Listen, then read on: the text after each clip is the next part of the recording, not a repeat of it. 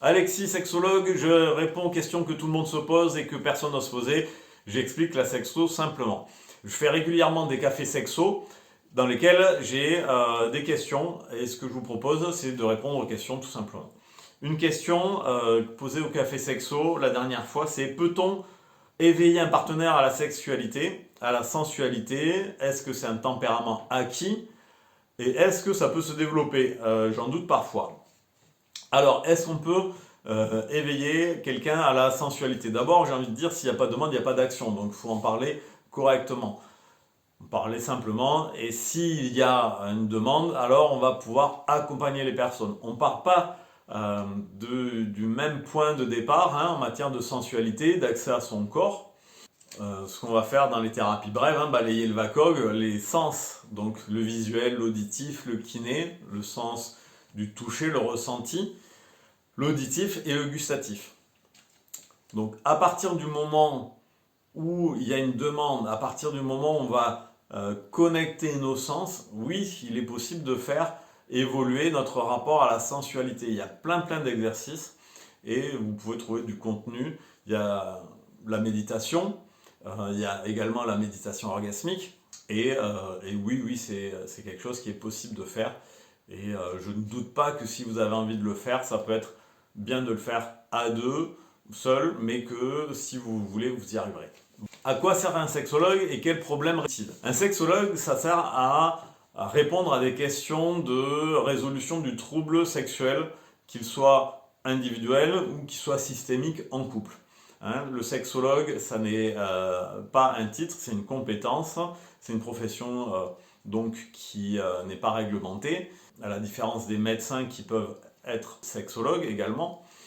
Donc un sexologue, il peut travailler en sexothérapie, en sexo-analyse, en sexo-corporel, et il va répondre à des questions qui vont être de nature de troubles sexuels. Ça peut être précisément des troubles de l'éjaculation précoce, des troubles des dysfonctions érectiles, mais également d'anorgasmie, de vaginisme, toute difficulté qui va s'installer dans la vie sexuelle. Un sexologue pourra vous accompagner à vous en défaire. Quelles ont été tes motivations et le parcours?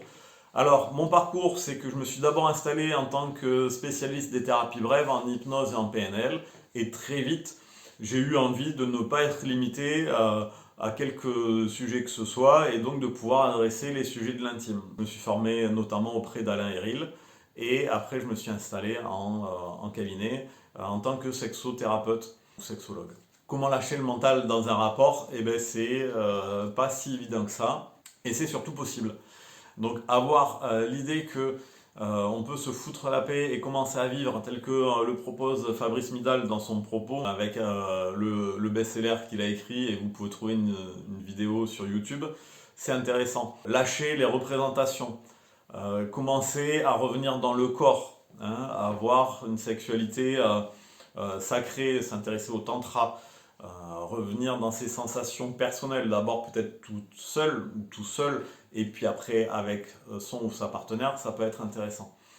Là aussi, il y a des exercices, être dans le moment présent, le moment présent, tout le monde en parle, mais c'est revenir dans le corps, revenir dans les sensations, focaliser sur ce que vous pouvez ressentir.